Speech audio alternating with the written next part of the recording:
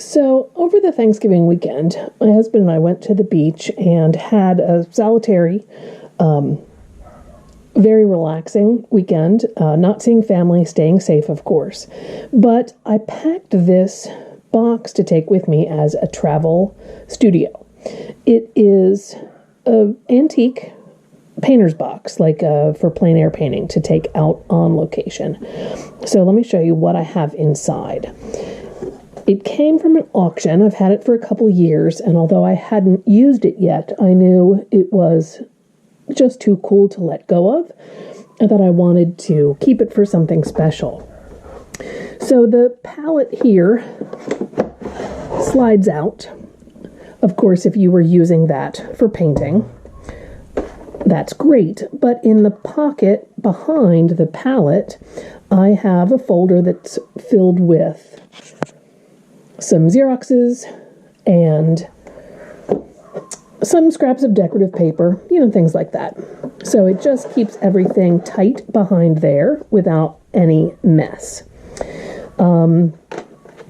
I have a full box of 50 colored pencils because it was such a nice flat thing. It fit in perfectly. I couldn't resist it.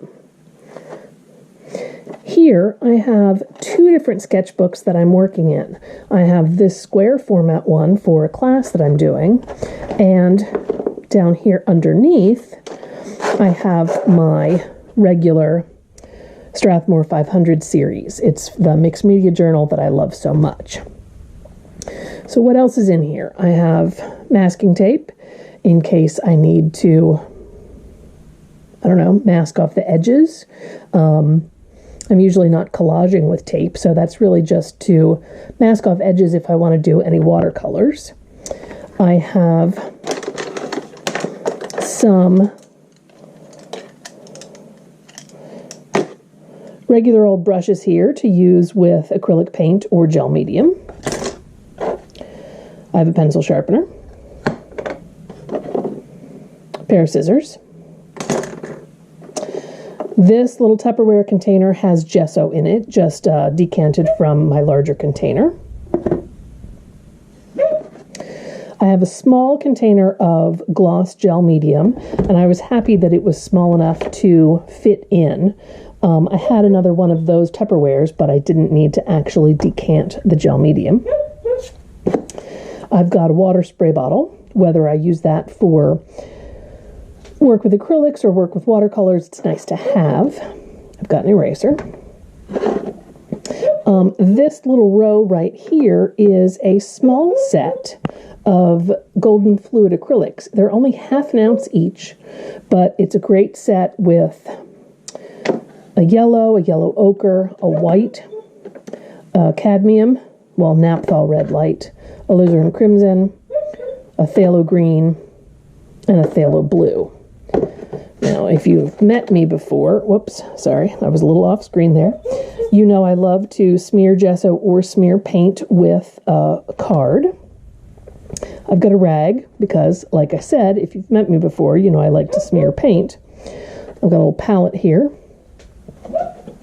Back here, I've got a glue stick for doing that collage work. I have my small set of Neocolor water-soluble crayons.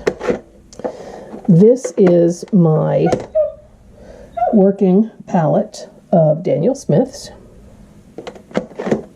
So the palette is good for that since there's not room in the watercolor tin to mix. And in this pouch, I have watercolor brushes, some micron pens. I have a chart pack marker if I wanted to do an image transfer, although that's very stinky. I've got pencils. So just some generic pens, pencils, one white, the Signo white, because that's a really nice white pen I like.